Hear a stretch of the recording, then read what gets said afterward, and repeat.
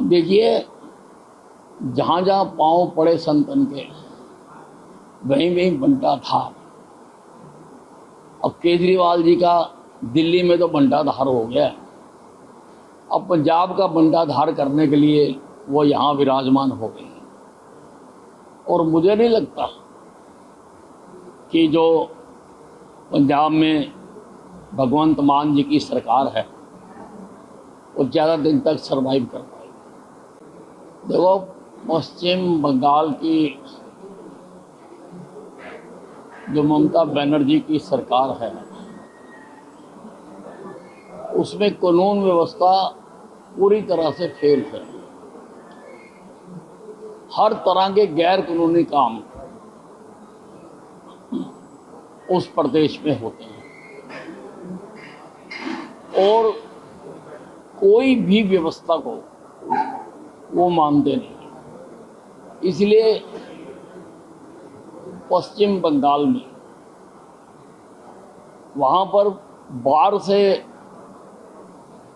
Illegal तरीके से border cross करके आने वाले लोगों का भी बहुत बड़ा संख्या रहती है।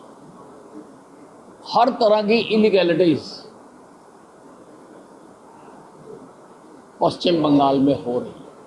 मुझे उम्मीद है कि जब भी वहाँ पर चुनाव आएंगे, वहाँ की जनता जो आहत है, त्राहिमाम कर रही है, वो ऐसी सरकार को उखाड़ कर फेंकेगी और वहाँ पर भी प्रजातांत्रिक व्यवस्थाओं में विश्वास रखने वाली भारतीय जनता पार्टी की सरकार को बनाएगी।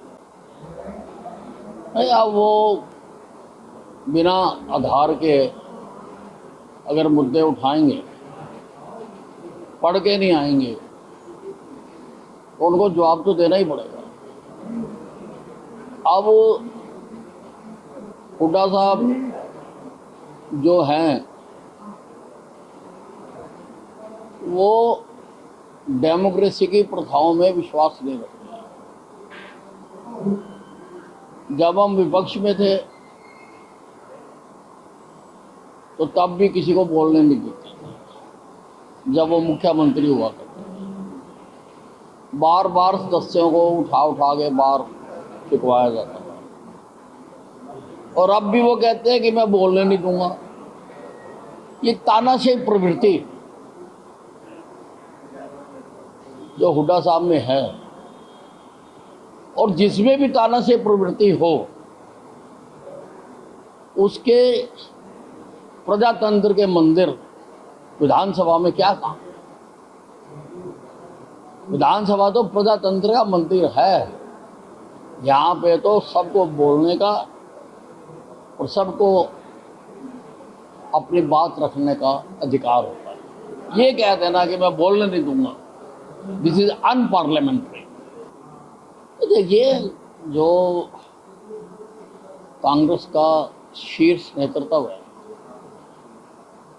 ये उसके ऊपर प्रश्न चिन्ह है। वो फैसले लेने में सक्षम नहीं है।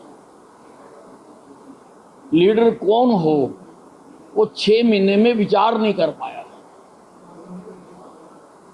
और पूरी तरह से मैं तो समझता हूं कि एक एक प्रदेश से जैसे कांग्रेस को उखाड़ के फेंका जा रहा है, उससे हताश होकर इनकी फैसले लेने की जो क्षमता है वो छिन भिन्न हो गई।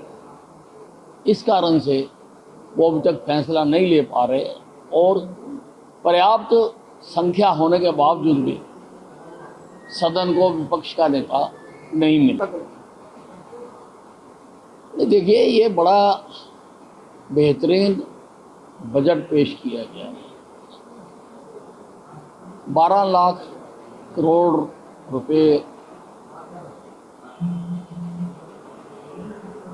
जीडीएसपी का बजट पेश किया, सर्वांगीण विकास का बजट पेश किया,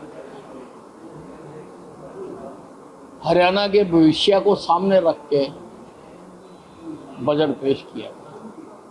आदरणीय प्रधानमंत्री नरेंद्र मोदी जी ने जो देश को विजन दिया है, जो रास्ता दिखाया है, जो आज से पहले कोई भी प्रधानमंत्री सोच भी नहीं सका, वो नरेंद्र मोदी जी ने तय किया है कि 2047 तक हम हिंदुस्तान को समस्याओं से विमुक्त करके विकसित भारत बनाएंगे। ये उस दृष्टिकोण को सामने रखकर बजट बना है। इसमें कोशिश की गई है कि भिन्न भिन्न स्कीमों के माध्यम से हर वर्ग, हर क्षेत्र, हर क्लास को फायदा पहुंचाया जाए। इसमें कोशिश की गई है कि हरियाणा के चप्पे चप्पे तक विकास की बयार बहाई जाए। तो इसलिए इसको लोगों को बताना, इसमें क्या है, क्या क्या लोगों के लाभ होंगे, वो बताना बहुत जरूरी है।